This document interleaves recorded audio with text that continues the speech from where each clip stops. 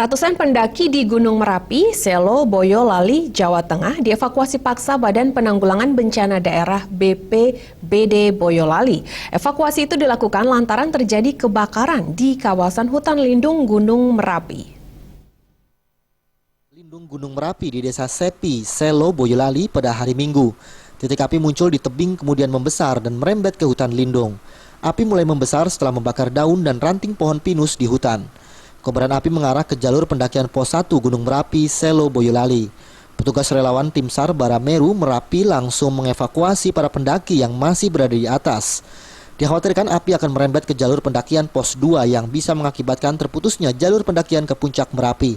Akibatnya jalur pendakian pun akhirnya ditutup. Kondisi saat ini gimana? Masih terbakar, api masih terus merambat ke jalur pendakian. Kendaraan pendaki berkarya dari pendaki Gunung Merapi pada pendaki. Cuaca sendiri gimana?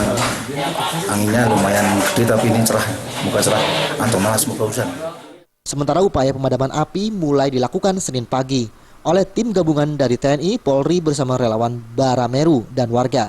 Tim gabungan naik ke lokasi kebakaran dengan membawa peralatan manual. Mereka akan berupaya mengisolir api agar tidak merembet. Saat ini petugas gabungan dari BPBD, SAR, Balai Taman masih berkoordinasi untuk memadamkan titik api di Gunung Merapi. Dari Boyolali, Taufik Irvani melaporkan.